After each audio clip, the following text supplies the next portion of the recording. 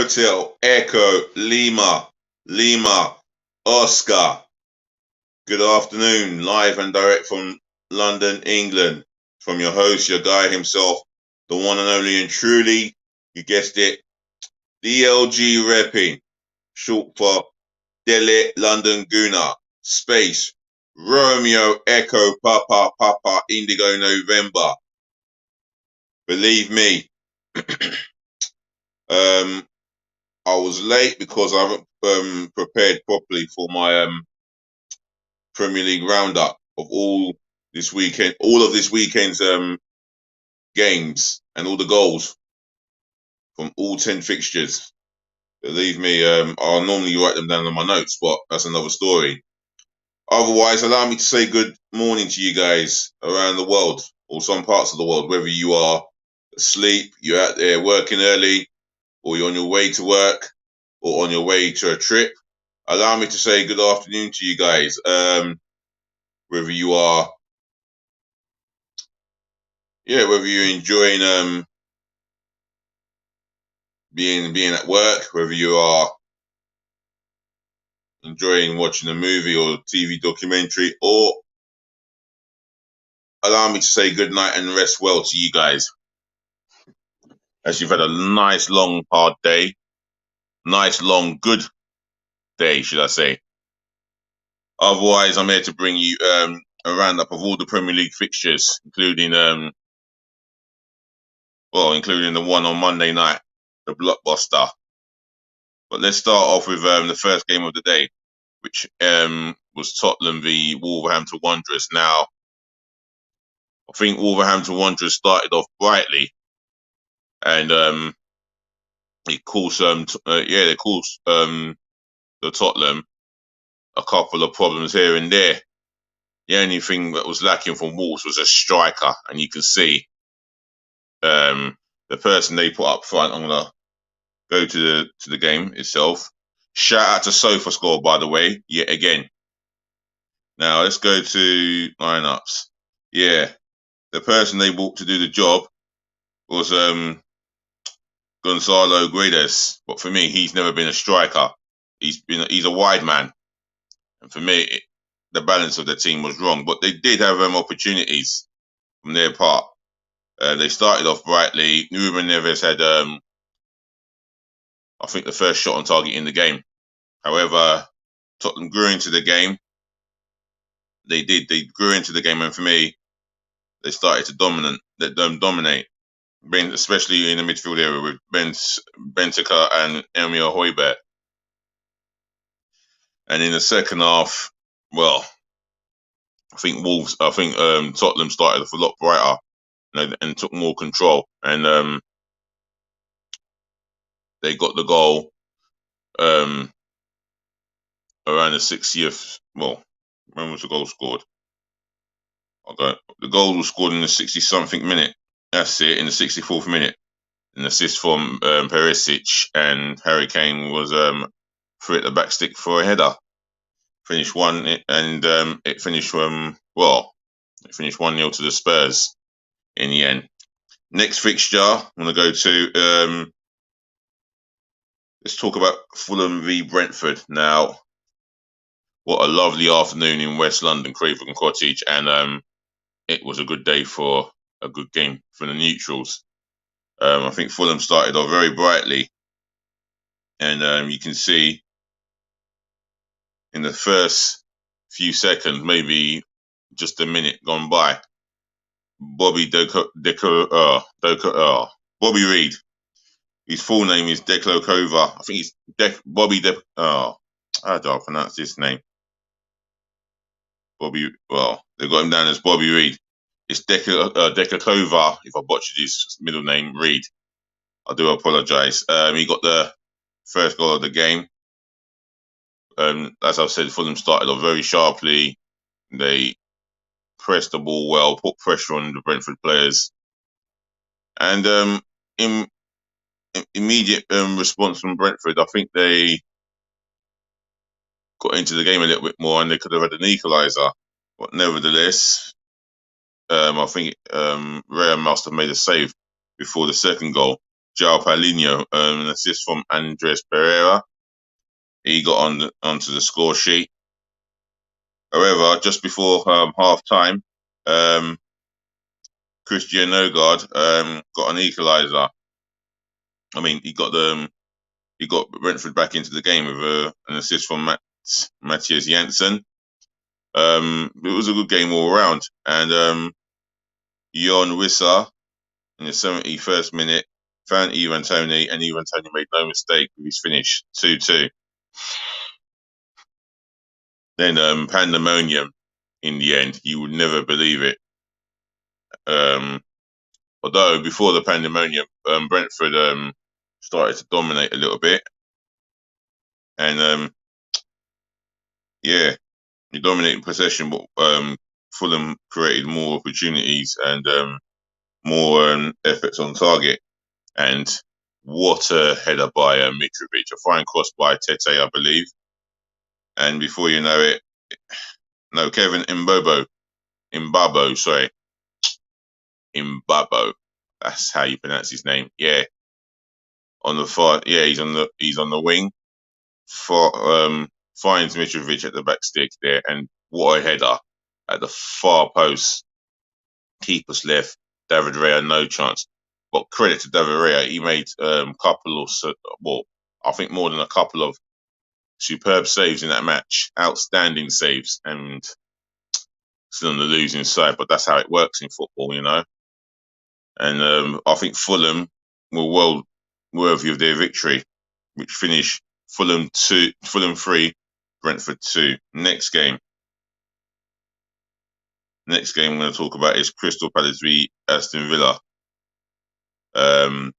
Crystal Palace looking for their first win of the season, and Villa, I think they came off the back of another defeat, if my memory serves me right.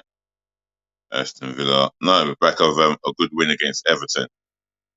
Oops, excuse me. Wow. And Aston Villa got off to the fine start that could have been asked of from Steven Gerrard and their travelling supporters when Ollie Watkins was found in the middle towards goal, raced onto it with his pace and slotted it past Vicente Guaita, and it was a good finish. Sent the Villa fans into pandemonium, of course, as it would do. However, Palace responded well with opportunities of their own. I think Wilfred Zaha, or was it Eze or Shop that had an opportunity to respond, but it never came their way. But they started to dominate the game and dominate the opportunities and the shots and the efforts on target. And you can see why Palace got the equaliser through Wilfred Zaha, through an assist from Odsonne Edouard. Palace had a penalty in that second half. Yeah, Wilfred Zaha's goal. Sorry, I must talk about the equaliser because that came 2 minutes after Ollie Watkins was put through superbly by Leon Bailey to score the first goal of the game. Zaha responded with an Odsonne Edouard assist 2 minutes later. Second half, penalty awarded, a foul on Mark Gay. Wilfred Zaha missed the penalty, but pops up to the score with the rebound. So Palace are now 2-1 in front for the first time in the game, and in cruise control for me, and deserved of their win. And to sum it up, Jean-Philippe Mateta gets onto the score sheet. Fine cross by Tarek Mitchell, and what a nice finish by Philippe Mateta. So it finished Crystal Palace 3, Aston Villa 1. Next game. Do remember to like, comment, share, and subscribe, please. Everton v Nottingham Forest. Not the most glamorous of fixtures, I must admit, but well, I suppose if you're an Everton fan, you're happy with the with a result. you need to look at this fixture and think this is an opportunity of 3 points. If you're a Nottingham Forest fan, another opportunity to make an impression, and away games would be key for Nottingham Forest because they want to be in the Premier League next season. So let's go through this game. I don't know. I don't know if there was enough goal action as such, but one thing I can say is there wasn't many big chances created as such. I think Forest had just a little bit more possession than Everton. There were how many shots in the first half? Let's have a look. I think Forest had 6 to Everton 7, 3 each on target. I think Pickford and Dean Henderson had to make some good saves. I think Dean Henderson made some outstanding saves in that first half. In the second half, for me in the second half, it was 50-50 in possession, and Everton had more shots on target than Forest, according to the stats here. But what I saw on Match of the Day, well, Forest defended quite well, quite resolutely, and hit Everton on the counter attack. Or they've hit Everton on the counter attack and found themselves not scoring. However, in the 81st minute, Forest thought they've got the winning goal here. I think the effort was pound. I think there was an effort on goal, but I think Nico Williams was involved in that first goal. I think he had a shot on goal, saved by Pickford. Brennan Johnson was available to tap it at the far post, and obviously the jubilant Forest fans were celebrating as if they got the winner. Well, 7 minutes later, Demarai Gray was put through by Jordan Pickford. What an assist by him! Possibly the assist of the weekend. He launches onto it, one-on-one with the goalkeeper, kept his composure, and what a good finish that was to go and give Everton the equaliser. At the end of the day, I thought it was the share of the spoils. I thought both teams were worthy of the point. So it finished Everton 1, Nottingham Forest 1. Next game. I'm going to move on to the next game here. Just bear with me. Leicester City v Southampton. Now, Leicester City have had a rotten start to the Premier League campaign, as you can imagine, whereas Southampton, tipped to go down, they've also had a rotten start to the campaign. And if you're looking at the first half statistics here, dominant in possession, Leicester by 70% to Southampton's 30%. Shots on goal 5-2. Shots on target, Southampton had the only shot on target here. Shots off target 3-1 in the favour of Leicester City. Hit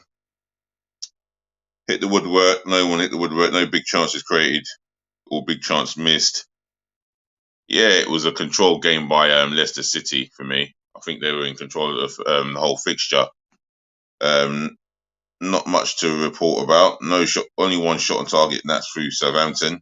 I don't know who had that shot on target, but Leicester dominated the game, but without having a shot on target. Now, if you look at the overall details here, I mean, in the 54th minute,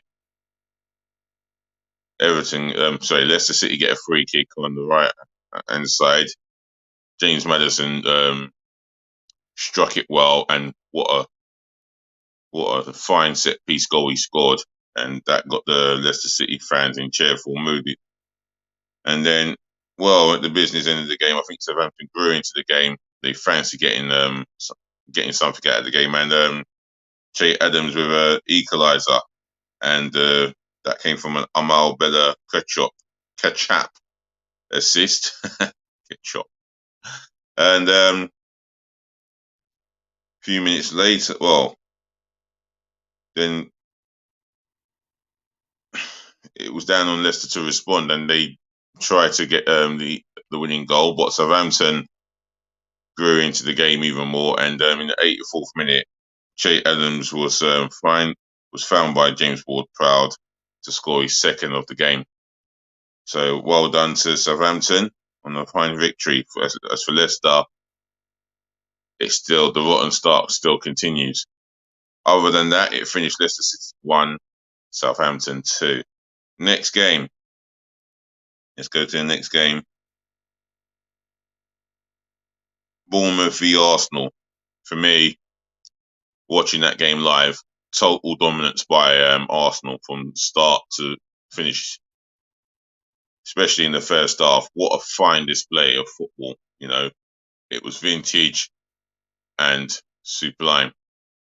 Absolutely terrific to watch at times, you know, scintillating. And for me, the star of the show mainly was Gabriel Jesus. What a striker he is for Arsenal. What a coup. At £45 million, that is a big, big steal. And you think of other clubs spending big money on other players or other strikers around the world.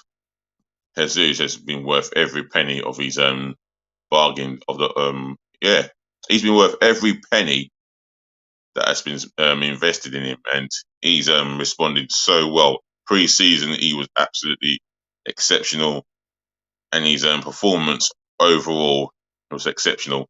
Unlucky not to get the fourth Arsenal goal, which would have been his first of the game. However, first goal of the game came from Martin Odegaard through a moment of brilliant work by Jesus when he skipped past 2 or 3 players, laid it off to Martinelli. His left-footed effort was saved and spilt by the goalkeeper, Martin Odegaard, on hand to tap in from 6 yards, 1-0 Arsenal. Well, and then Arsenal went again, despite having an iffy moment through Ben White. They kept control of the game, or should I say control of the first half. And the second goal, brilliant. Moments of brilliant there. Bukayo Saka playing his part, teeing up Ben White for a low cross, cut back to Jesus. Jesus' first touch, bit loose. He was going to go for the second, which would have been a shot, but Martin Odegaard beat him to it and curled in a fine goal from 10 yards out. What a finish. We go into the interval 2-0 up and deservedly so. If you look at the second goal, for me, no, not the second goal, the third goal of the game came in the second half, and that was when Bournemouth were they livened up in the first 10 minutes of the second half, but William Saliba had other ideas. Cross comes in, Xhaka with the control, second touch, finds Saliba, and Saliba, first time curler, top bins, left-footed curler at the back stick there. Oh, what a goal. Keeper, no chance. And, well, Saliba's got that lovely song to live with, and I'm sure he's enjoying it. 3-0 Arsenal. Could have been 4-0 Arsenal, but Jesus' goal was disallowed. But yet I saw a similar goal rewarded, which was mind-boggling, because I don't know. I'll get into it later on, but my word, what a finish by Gabriel Jesus. But the referee disallowed it the referee had to disallow it through communication from VAR. Controversial or what? Anyway, it finished Bournemouth 0, Arsenal 3. Next game, West Ham United v Brighton, Sunday's game. Brighton, what an outstanding performance from them and from Graham Potter. Graham Potter's team, should I say. Let me rephrase that again. What an outstanding performance by Graham Potter's team. First to every ball, control the ball from start to finish, apply their personality and character when they didn't have the ball. And for me, they were worthy of the lead at half-time. I mean, Danny Welbeck led the line very well. I mean, he's their main number 9, and he did exactly what he had to do. lead the line well, drew a foul from West Ham's new signing, Kyra, and rightfully so, it was a penalty, and McAllister took it well by sending Fabianski the wrong way. In the second half, Brighton started the first half well, started the second half well, how they started the first half well, and before you know it, 2-0 it was. Ball put through, and the goal scorer here. Who's the goal scorer? It will come to me. Leandro Trossard in the 66th minute. It was no more than what they deserve.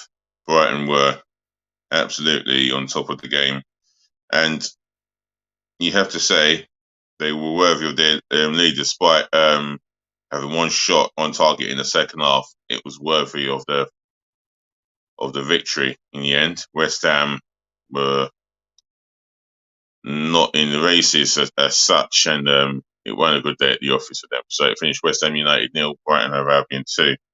Next game, Ellen Road, Leeds United v Chelsea.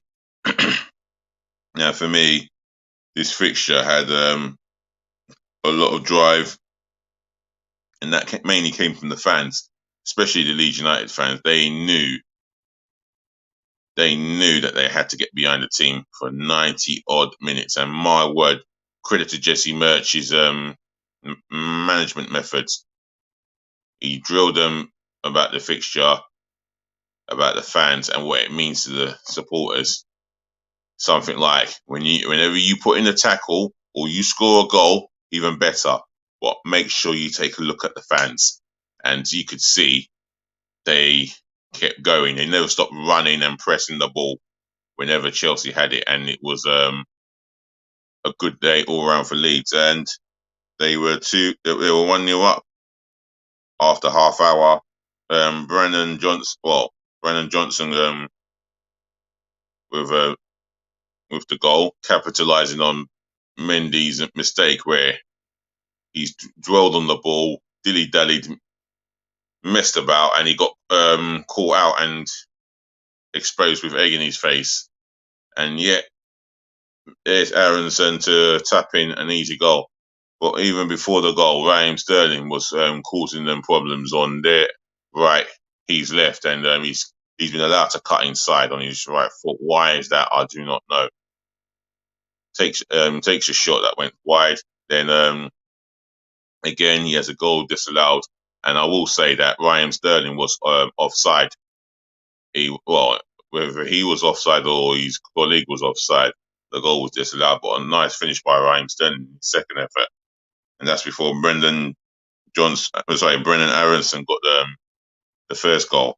4 minutes later, Rodrigo for an assist from the player of the match himself, Jack Harrison.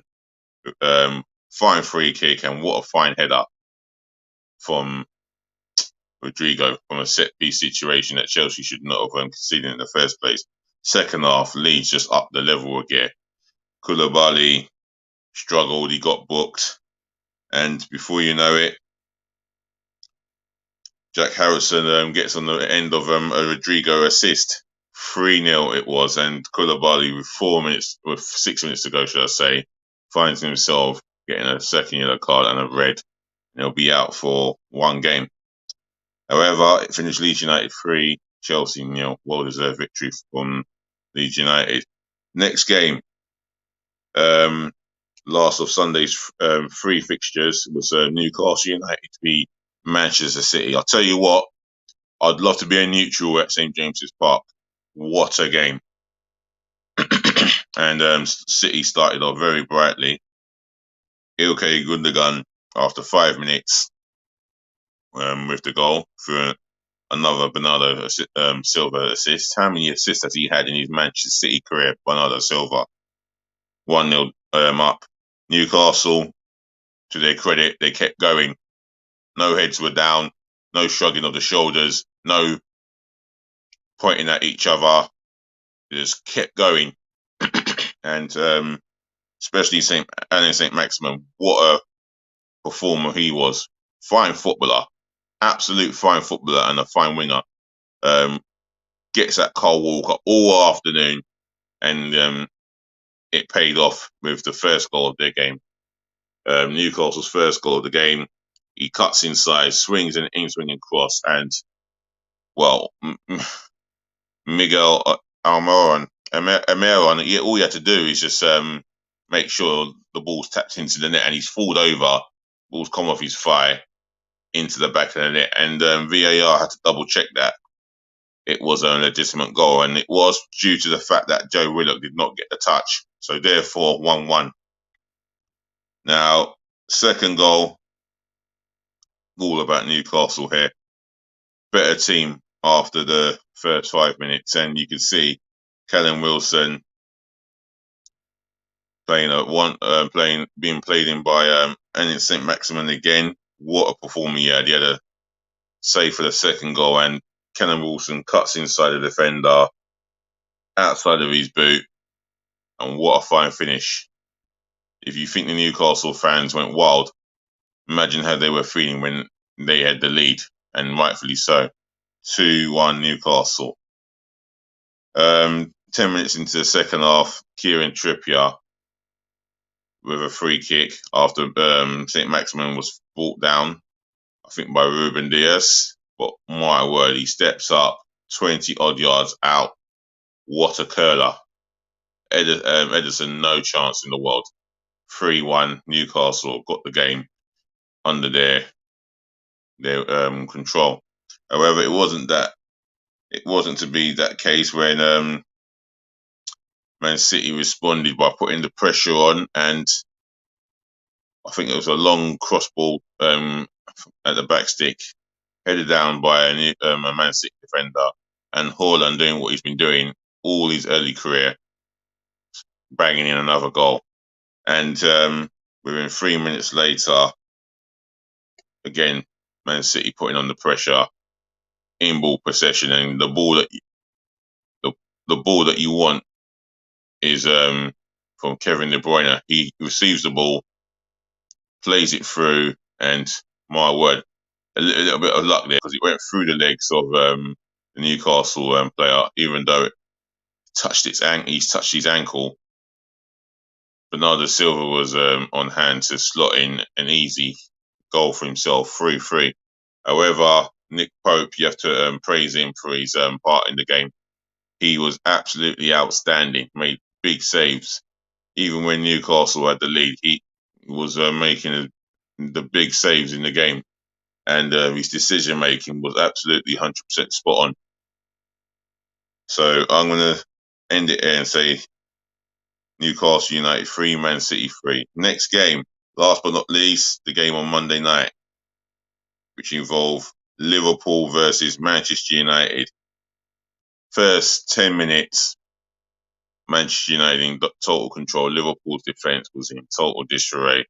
And I mean, I don't want to pick up any one individual, but Trent Alexander-Arnold, after the first 5-10 minutes, he was all over the shop.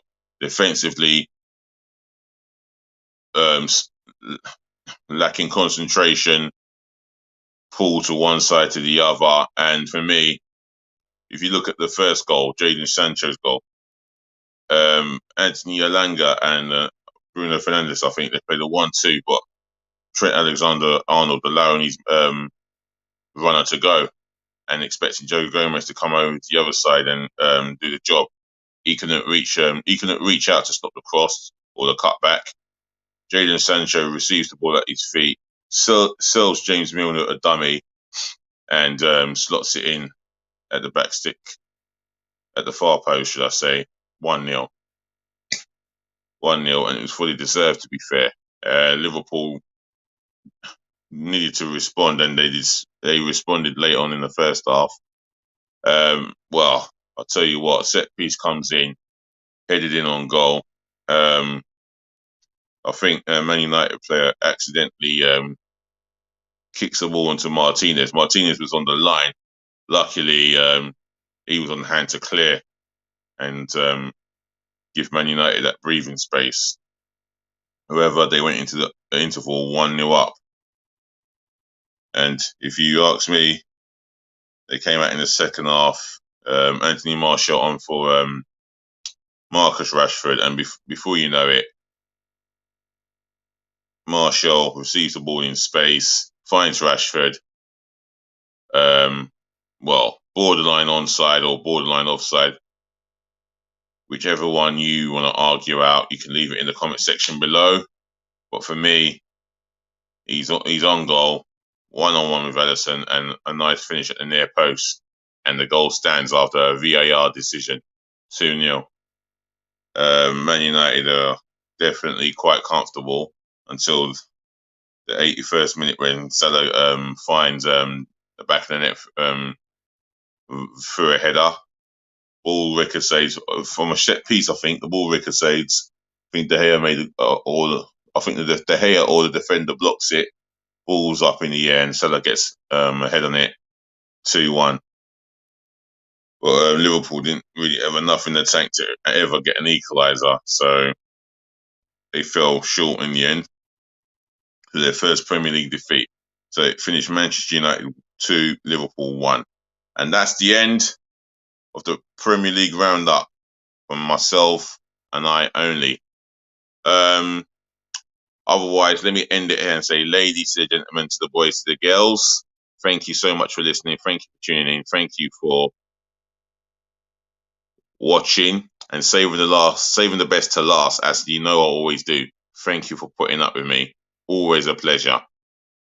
Otherwise, I plan to come back later on this evening, hopefully, with another DLG repping daily transfer news.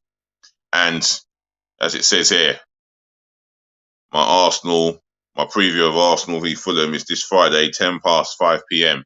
So do not miss it. Until then, remember to always look after your friends, look after your families. Please look after yourselves. If it's hot where you are in this summer climax, drink loads of water. Otherwise, it's peace again, love again, and bless again. And do remember, DLG repping. We'll talk to you again. Just remember as well, please be nice and like, comment, share, and subscribe. But the main thing is, be nice.